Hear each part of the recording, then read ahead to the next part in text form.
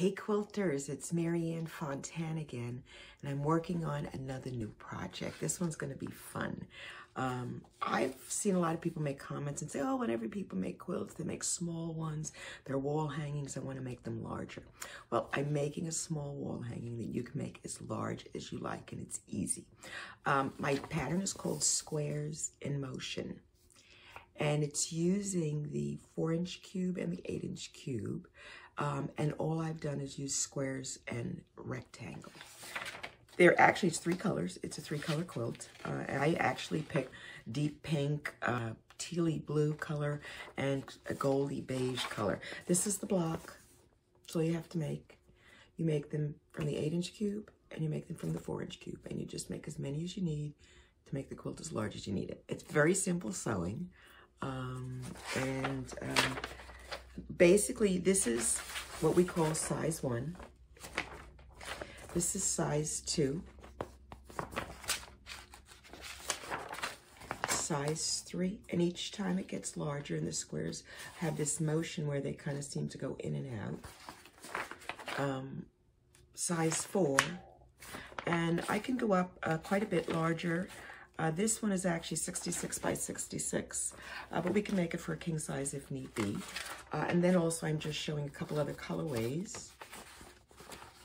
And the green is kind of interesting. So that's what we're going to be making, Squares in Motion. I'm going to show you how to sew one block together, and with that you'll be able to make the entire quilt. All right, these are the colors I've chosen, and you can pick anything, 2 more darker colors and 1 lighter color. This is the block, and I'm going to use shape 2 and shape 8 from the 8-inch cube to make the large ones, and shape 2 and shape 8 from the 4-inch cube to make the small squares. I need approximately 3/8 of a yard in the pink, 3/4 in the blue, and 3/8 in the tan or the ivory. And this is the way our quilt block is done. It's very simple. Now, I have already made the 8-inch blocks. This is the 8-inch, and I've used shape 2, which finishes at 2-inch, and shape 8, which finishes at 2x4. So 2 and 4 is 6, and 8. This is my 8-inch block. I am now going to work on my 4-inch block, and I have all my pieces cut out. And we're going to sew them together. It's going to be exactly the same sewing as I did on the 8-inch. Whenever I work on a pattern, I kind of like to look at the components and how it's put together and figure out the easiest way I can sew it together. So in this case, what I've decided to do is I'm going to make a 4-patch using the tan and maroon squares. And since for the 4-inch cube I need to make 12, and I need 2 sets for each one, I'm going to make 24 pair. And then I'm going to add these 2 pieces. And then I'll sew these. And these are actually the same, just reversed. You know, pink, blue, tan, so I can make those together as well. But I'm going to start with the center, and I'm going to make 24 2 patches that I'm going to sew into 12 4 patches. All right, these are the 1-inch cut squares. Actually finished squares, the 1.5-inch cut, I think. So I'm going to sew. First thing I have to do is sew 2 together. Now, because they're smaller, I actually find they're a little bit easier to match up. I do like to always pick my foot up, as you know. Let's just get this thread out of the way. It's really important on these very small pieces. Look, I have a little cut here, but I'll sew that out. That'll cover my 1/4-inch seam, so I'm going to pretend it doesn't exist. Anyway, you really have to be very precise because being off a little on a small piece means a lot. I am going to keep my stitch length a little shorter at 250. Usually I'm at 275. And then it's just a matter of sewing the pairs together, making sure I'm doing it right sides together. Precisely as I can. You know, just you can push it with your finger. I find that helps. It doesn't move it too much. And I always like to pick up my foot plate, and I like to match a little closer like that. So. And I'm going to make the 24 pair I need, and then we'll sew them together. I actually started sewing the pieces together. These are the 2 I just sewed, and I'm making a 4-patch, so I actually finger press everything. I do not press my blocks with an iron any longer until I'm done. unless I absolutely have to. Everything is finger pressed, and I apologize. I'm pressing this the wrong way. I want to press it to the dark side, and I just give it a little push with my nail like this. And I'll take the two pieces, and I always like them to kiss, and so I'm going to take them and slide them together, and I can feel the two seams like almost like play nice together and hold hands, and look at how nice they're lined up. So I just have to slip it under. Now the foot's raised a little bit already from the other thread, but I'm going to just pick it up a teeny bit. I really want to nail the seam. My seam is perfect. Look, you can see it. It's going to be perfect because the two seams, this is going this way and the folded edge on the other is going the other way. And I'll hold it. Okay, and let's just show you, here we go. Look at how perfect that is. See that? The reason you get that is because this seam is going this way and this seam is going that way. And when they get together, they form a perfect little bunch. They kiss together here, and you will always get a perfect point if you do that. So let's look one more time. I'm going to take my little piece, and whatever piece is on top is the piece you're going to be pressing to just automatically because it folds over. And I'm going to finger press it. And you can use a little wooden one if you like, or but I find, to tell you the truth, pressing it only complicates things, because sometimes if I press them in the wrong direction, I have to unpress them, and then that takes more work. Because as you build the blocks, the seams go in different ways, and you can't always predict or remember which way they're going to go. But I always like them to be opposite. So there's another one. And let's put it in. And if you're not sure, when you get to that seam, stop and check and continue. And we'll make 12 of those for the center of our 4-inch checkerboard. And I've sewn these all together. I just took them off the machine. These are the 4 patches. And I think they're all pretty good. Yeah, I think we're good. So now, I don't even have to cut them apart because I'm going to sew this to either side. And they're actually all in order. I've already sewn them. They're all right. I need the right to the right side, and they're all perfect. So I'm going to go up one side and sew these on. And then I'm going to turn it over and go up the other side. I'm not going to cut them apart. I'm going to leave them all stringed together, and I'm just going to sew them in rows. I have my rectangles, put them over here, and I'm just going to take one at a time. Actually, I'll leave them here, they're in the way, sorry. Let's take these, open these up.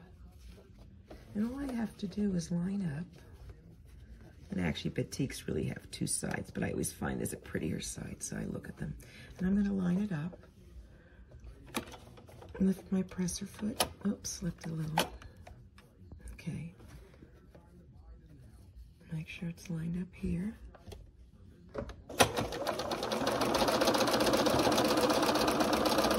And then I'm going to open the next one. And I can just give it a little quick finger press. And I put the next piece. I actually find this helps me from sewing the pieces backwards because they're already in place in the order I need them. And I don't have to worry about turning them so the red is in the upper side as long as I don't cut them apart. They're already positioned for me just to open this. I could just go like this with my finger, grab another one. This is 2, there's 2 here. And just place the corner. I always place the corner. And once you get it to grab, you then have a place to hold. It's like having a third hand. So open up another one, press it over, take the batik, put it in the corner, get it caught, put my finger, and I'm going to go finish this side. I just finished the one side. See, so now I have that half sewn on already. So now all I have to do is turn it over, pull the whole strip back, turn it to the other side, I don't even have to do anything with that, just leave it. Give this a little finger press right here. Oh, look, there's a piece that ripped apart on me. I'll fix that. Let's just, it happens. That works. Easy fix.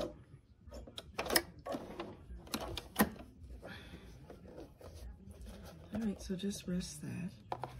Take this piece, put it in the corner. Lift my foot plate. Oh, it's a little off. Let me get it.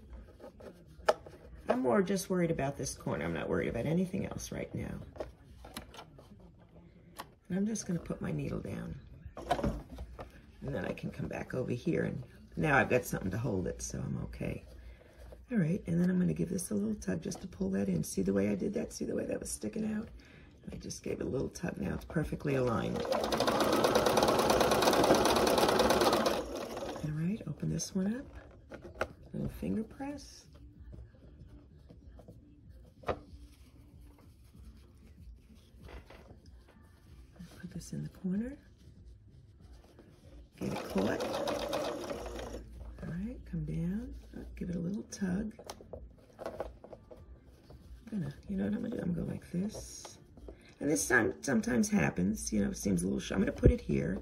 Then I'm gonna pull this piece to that so they're even and give it a little stretch. And that will really help even it out. And I'm gonna continue down this side, and then our middle strip is finished. Back at the work table, these are the strips I just sewed. And these are actually the center pieces to the block. Here, this is what we just did. And I haven't pressed them. And I'm just going to kind of put them aside because when I go to the iron, I'm going to do these and then I'll press them all. And then I'll put them the final assembly. Well, maybe I won't press them. I'll see how good they become. Anyway, now what I need to do is sew the top and the bottom sections, and I need 12 of each, but they're actually the same because it's just red, blue, tan, red, blue, tan. So I'm going to take the red ones I have, and I'm going to take the tan ones I have, and I'm going to, take all these pieces, and we're going to just sew them together. Just simply, I'm going to go up one side and add the red, flip them over, and do the tan. I'm going to sew the red to the teal first. That's the red square, shape number 2 for the 4-inch cube, and shape number 8 also in the 4-inch cube. Put my foot pedal down. I just stopped short of that because I'm going to just lay another one down. And try, if you think there's a right side, put the right sides together. Although some of these are so similar, there are a lot of batiks. It doesn't really matter. Oh, it's getting caught today. This usually doesn't happen to me. Move on. Okay. Let's go slow when that happens.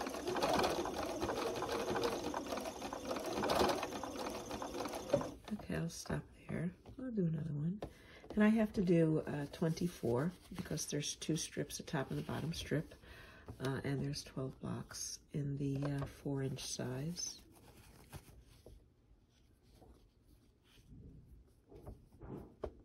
Yeah, sometimes I like one side better than the other. I make a decision. Of course, nobody in the world would probably ever notice it, but anyway. C'est la vie.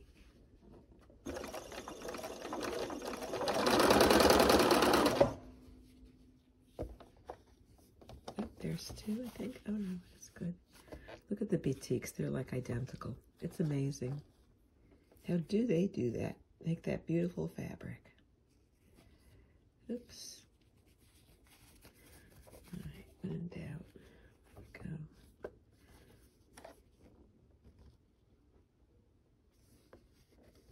In this smaller size, it's really, precision becomes more important.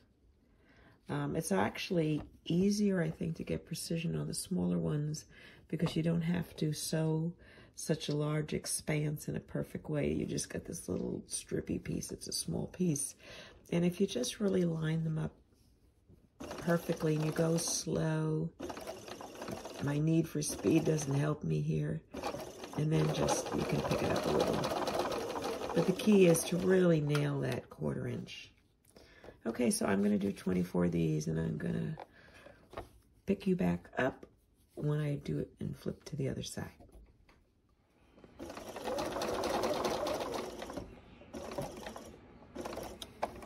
So I'll cut that off. And I'm just gonna go ahead and pull them through. And I'm gonna throw them in my lap and turn it around. So they're all lined up like this. Then I'm gonna go ahead and get those tan ones. Making sure I do right sides together. And you don't really have to touch this. You don't have to do anything. You don't have to press it or do anything because it doesn't overlap. And all you have to do is set this little one down here. Nice as can be. Put it under your foot presser gently.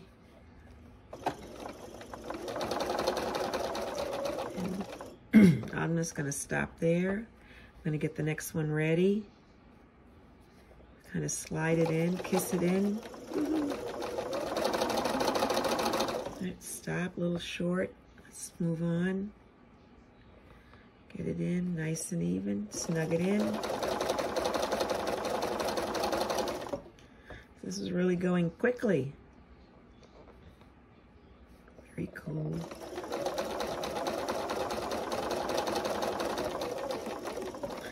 Oh, I went a little too far on that one. And the reason I say that is my presser foot is now off the fabric. And as long as I was keeping the presser foot on the fabric, they were easily able to slide in one behind the next. So I'm just gonna leave it there while I get the next one. Some of this fabric I pick is really hard to tell which side is which.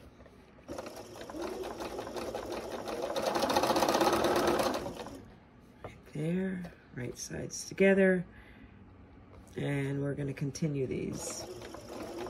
And then all we have to do is sew the 3 pieces together and our block is done.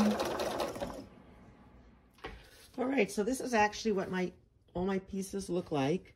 I haven't cut them, I've just taken them off the sewing machine, and I haven't pressed them at all. I did initially when I cut the fabric press it, but that's the last time these have been pressed. And these are the center pieces. The 4 patch with the blue on each side, and I will cut them apart. And then these are that's where the ends somewhere, oh, there it is. And these are the ends. And if you can see, in this case, it looks like tan and the teal and the pink, and it's supposed to be the other way. I'll just turn it upside down when I sew them in place. And I have twice as many because I need them for the top and bottom. So I'm going to cut them all apart. And then we'll make our block. Okay, so give me a minute. I've cut all the pieces, and now what I have done is I've taken one of the center pieces and placed it with the pink or red piece in the upper left, as per the drawing, and I just finger pressed it open. I'm still finger pressing. I prefer it. It just works out good for me.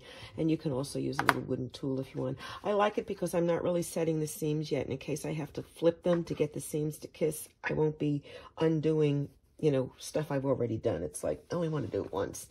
So I've now taken 2 pieces of the trim piece. In this case, I've pressed the seams opposite. These are out, so I'm finger pressing these in. And again, it's to get those seams to kiss. So when I do it, I'm going to fold it over. And I'm going to be able to match up these seams and these seams perfectly. Oop, can you see that? Sorry. And I'm going to sew up one side. Then I'm going to turn it around, and I'm going to sew up the other. And our 4-inch blocks will be finished, and we'll just be ready to assemble the quilt. I've started sewing them together. I did one, and I'm going to just finger press as I go. And I mean, by all means, if you're not comfortable with this, you go right ahead and take it to the iron and you press it so you're comfortable with sewing it the way you want to get the results you want. This is my technique. It may not work for everybody, but I like to do it this way because I always try to get things done quickly, which may or may not be a good thing. So there we go. I'm going to match that piece up right there. And I'm going to make sure this is fixed over here, just gently, and lift up my presser foot. I always like to do that. I seem to have less problems with it eating everything, especially with these smaller pieces. Okay. And I'll stop right on that seam. And I'm going to lift this up and just check it. That's really nice the way it kisses. My end meets nicely. Give that a little tug to bring it in. Oop.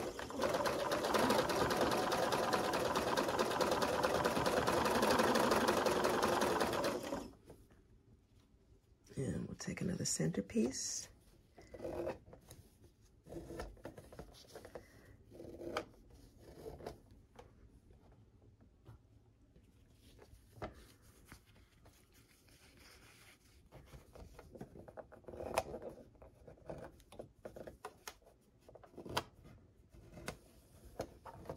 Always the pink to the pink. I know I keep calling it pink. It's more like a burgundy, but it started out as pink, and this is the fabric I used. So it's still in the red family, so I think it's okay. All right, so I'm just kissing under there.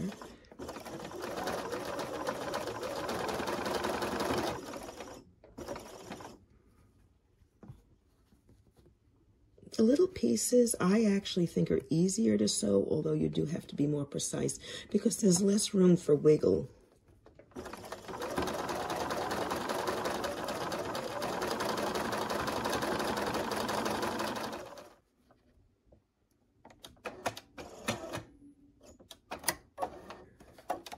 All right, I did the one side. They're all finished. Okay. So now we have just the other side. So I'm just going to pull them all through. I'm going to set them in my lap. Oh, there they are, falling all over the place. Okay, so I have 12. And so, let's see, got to turn them around. All right, so here we are. They're all turned around. And the sewn side I just did is here. And I have, they're just the same exact pieces we've been doing. And I'm going to finger press it to the teal. Both is, get finger pressed to the teal just to make it easy, because when you're doing the center, it's in the middle. So it works out really good. So and then I'm going to again put the red at the top or the pink and match it up the seam right there. I'm not worried about this. I don't have to unfold it. It's not in the way. It's just there. And they're just all holding hands. It's all the correct direction. And it's easy not to do it this way, and you don't make a mistake usually. I always say usually because I've done a lot of interesting things. All right, stop there. And go to kiss that seam. That's pretty good.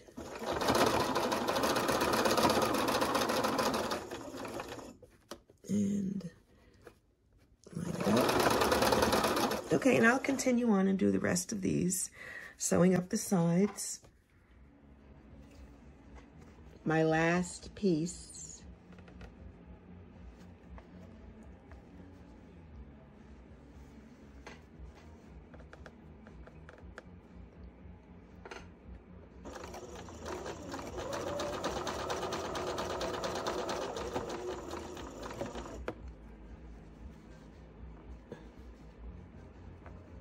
It's a little loose there, but that's all right. I'm going to hold it here where the seams kiss, and I'm going to give it a little stretch, and it'll be fine.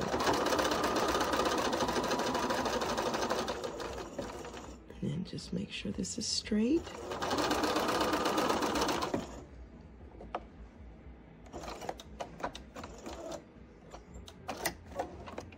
All right, our 4-inch block is finished. There we go. Actually, it's going to go this way because the pink goes from left to right. I'm going to go to the iron and show you how I press them. I haven't cut my pieces. This is the 4-inch finished square exactly as it came off the sewing machine, and they're still strung together. And the first thing I like to do, well, first of all, my iron is set on cotton and high steam, and I filled my tank with water. For those of you who've asked, I've never pre-washed my fabric. I don't add sizing. This is just the naked fabric as it comes off the bolt. My rationale is if you wash it, it gets soft. And if it gets soft, it won't cut right, so you'll need to put sizing on it. And if you put sizing on it, you make it stiff again. So I just use it on the bolt because it tends to be a little stiffer as it comes off. Anyway, that's me. If you want to wash it, you go ahead if it makes you feel better. Everybody has to do what's good for them. I'm going to first set my seam, so I'm just going to go with the iron. And I'm going to go all the way down for all of these, just like you see. And I'm going to move them down because I'm starting to let the seams sink now where they want and the way they've been sewn.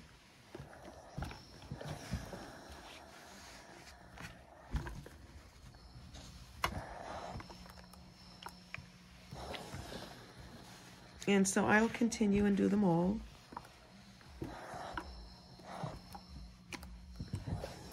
And it's as simple as that, and then they actually start sinking in. It kind of makes them, I don't know, hold hands with the fabric better, I guess. And here we go, and that was 12. Actually, I may have 13. Oh no, I made the extra one, it's on the side. I always like to have one extra. I don't know why. Maybe it's like a good luck charm. I do keep it with the pattern so I can remember the fabric I used. You know, because years later, somebody said, oh, what'd you use? I go, I have no idea. All right, so there I am. Let's pull them back. And now I'm going to open them. And I'm going to just go like this and press one side, hold it. As I'm doing it, I'm going to lift up the other side and go back over. And I'm going to do the next one.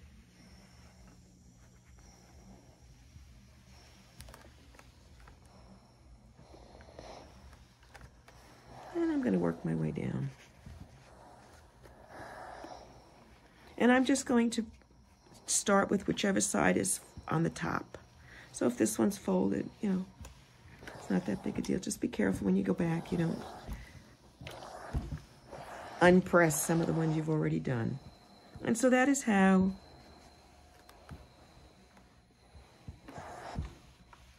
I press the blocks. And then I just cut them apart.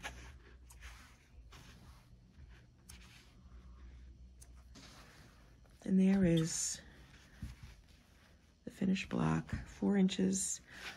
The only thing I will do, if you look at it, I notice there's a little bit of a curve, and sometimes that's just blocking, so I'll just give this a tug. And I always flip it over on this side when I'm done and make sure it's all squared up. Now, how's that? I could have done it without your AccuQuilt. What a beautiful 4-inch finished block. So here's the quilt. This is the pieces. We made 13 of the large square and 12 of the small. And I've just put it together. There you go. And I'm going to show you how it goes.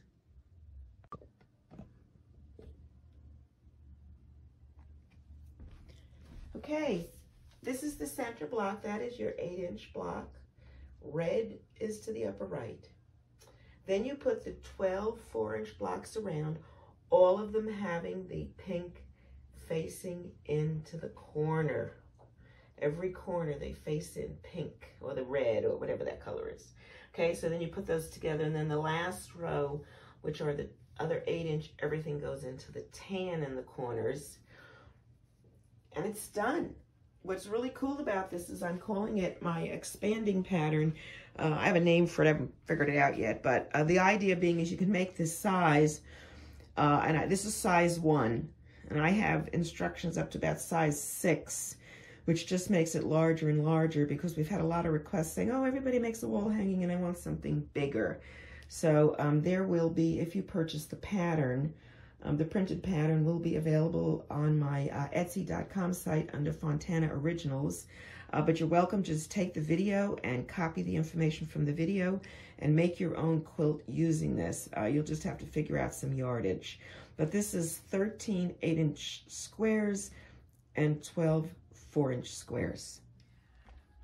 I figured I didn't want to leave you stranded and just showing you to put the big ones around and all facing in, because there is kind of a little technique to sewing it together easily.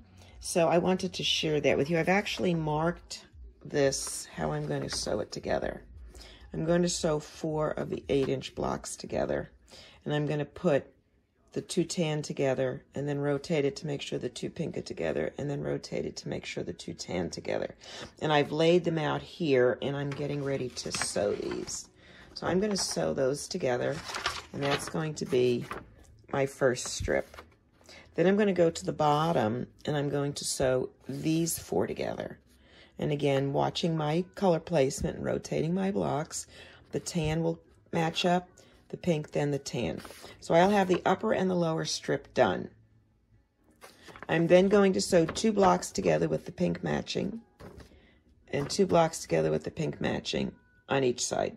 And they actually, pink, yeah, they're pretty much the same. They'll, you know, sew out the same, so they're duplicates.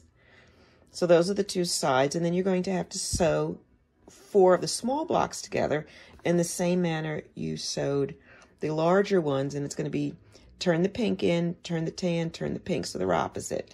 But just, you can follow the picture. And then you'll do another set and do the pink, the tan, and the pink. So you'll have a row of 4 and a row of 4. And finally, you'll sew these 2 blocks together with the tan in the middle, and these 2 blocks with the tan in the middle.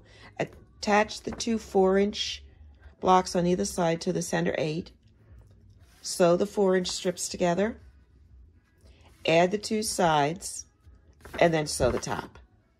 That will make a 34 by 34 inch design, and that is squares in motion, is what I call it, and it is size 1. It measures 34 by 34.